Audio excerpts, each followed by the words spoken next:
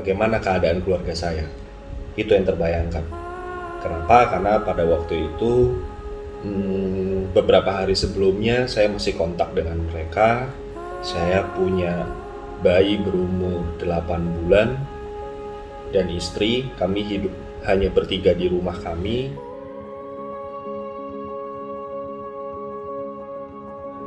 Pada waktu itu di awal-awal saya kaget juga karena saya merasa bahwa saya sudah menjalankan protokol kesehatan dengan ketat. Jadi pada waktu itu saya sih menerima bahwa oke, ini mungkin kelalaian saya akibat saya terlalu overuse, terlalu high intensity ketika saya bekerja, beban saya begitu berat. Jadi ya saya mencoba positif saja bahwa oke, ini mungkin saya waktunya take a break dulu dari kehidupan di luar saya dan beristirahat untuk mengembalikan kondisi saya. Itu yang membuat saya lebih calm down, lebih tenang menerima kenyataan bahwa oke, saya positif.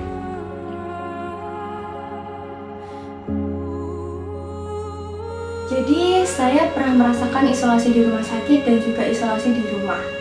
Makan, perawatan makan, terus kamar mandi juga disendirikan. Untuk isolasi di rumah sakit ini benar-benar tidak bisa keluar kemana-mana, benar-benar hanya di dalam kamar terus. Perasaan saya sebenarnya sedikit agak lega karena yang sebelumnya saya di rumah benar-benar menjaga jarak dari keluarga saya. Tapi karena di rumah sakit saya sudah sekamar dengan bapak dan ibu saya, jadi perasaannya lebih lega karena bisa memantau dan juga merawat bapak sama ibu saya gitu kan. Semua kamar perawatan khusus untuk pasien COVID se-Surabaya itu penuh. Jadi diputuskan saya isolasi mandiri di rumah. Sehingga saya berkonsultasi dengan dokter via telemedicine. Hari ketiga, 4, 5, 6, 7 itu yang paling berat. Itu saya kehilangan indera penciuman, mengalami sesak nafas. Detak jantung saya tidak beraturan. Saya mengalami aritmia di denyut jantung. Jadi tidak beraturan, sangat-sangat tidak beraturan. Lelah yang sangat tinggi, pusing, terus gangguan pada lambung. Itu semua menyebabkan saya tidak bisa tidur, dan menurut saya itu paling berat.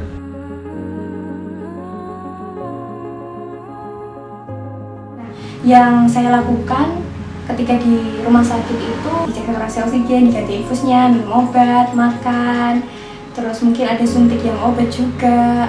Nah, ada juga terapi yang disarankan yaitu terapi tengkurap. Jadi untuk mempermudah oksigen masuk ke dalam paru-paru. Ketika isolasi di rumah tuh saya diajarkan untuk belajar kembali, bangun lebih pagi, makan makanan lebih bergizi, hidup sangat teratur, ibadah lebih rajin. Meskipun kepala saya sangat berat untuk dipakai berpikir, tapi saya coba lagi untuk belajar ya, meskipun hanya belajar ringan, membersihkan rumah meskipun itu tidak mampu, artinya karena badan saya sangat lelah sekali, dipakai bergerak sedikit sangat lelah, dipakai gerak sedikit jantung langsung berdenyut kencang. Saya juga diingatkan oleh dokter dan saya juga sedikit mencari tahu tentang si COVID ini, si coronavirus ini, bahwa ada korelasi, ada keterkaitan antara kondisi psikis dan kondisi fisik. Jadi kalau fisik kita kena, usahakan psikis kita jangan kena, yaitu dengan mengalihkan, melakukan apapun itu yang membuat Anda terhibur atau minimal tidak terpikirkan.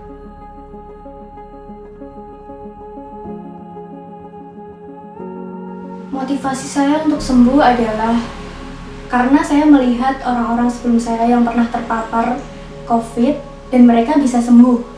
Jadi itu yang motivasi saya, apalagi saya yang masih muda, pastinya saya harus sembuh dan pasti bisa sembuh. Yakin dulu bahwa ini sembuh, artinya segala sesuatu pemikiran tentang hal-hal negatif kaitannya dengan COVID dihilangkan terlebih dahulu. Orang yang terkena virus atau terjangkit virus COVID ini bukan hanya berjuang untuk dia dan virus, tapi dia untuk keluarganya. Jadi yang saya pikirkan adalah saya harus bela keluarga dulu dengan cara melawan virus ini dulu. Nah, yang saya sarankan adalah kalau bisa, jika badan sudah mampu, berolahragalah di luar ruangan.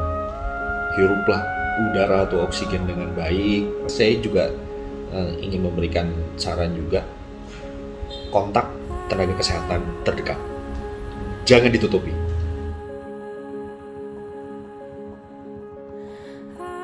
Ketakutan akan dijauhi teman-teman saya atau orang-orang terdekat saya. Tapi lambat laun mereka tahu dan mereka malah lebih sering menanyakan kabar kepada saya. Saya beruntung mempunyai teman-teman dan juga kerabat yang malah mendukung saya dan tidak menjauhi saya. Please, saya harus beritahu ke teman-teman semua, please tolong support teman kalian yang terkena atau saudara atau siapapun lingkungan kalian yang terkena COVID. Minimal jangan menjauhi mereka. Salah satu hal yang membantu pemulihan saya dengan cepat adalah lingkungan saya itu sangat support. Bayangkan, dalam kondisi saya harus isolasi di dalam rumah, mereka mensupport datang ke saya untuk hanya sekedar mengajak saya untuk berolahraga di pagi hari. Olahraga bareng gitu enggak, tapi diingatkan untuk ayo Pak berolahraga. Akhirnya pagi-pagi saya selalu bisa berolahraga keluar dari rumah saya. Tentunya ke area yang sepi. Jadi kalau ada orang kena COVID, teman kena COVID, ataupun kita sendiri kena COVID, yang bisa saya ambil sih selain protokol kesehatan ya, kita harus support dia. Support sistemnya itu harus dibangun, karena itu yang paling penting. Dan saya merasakan betul pemulihan fisik saja tidak cukup, mental juga harus dipulihkan.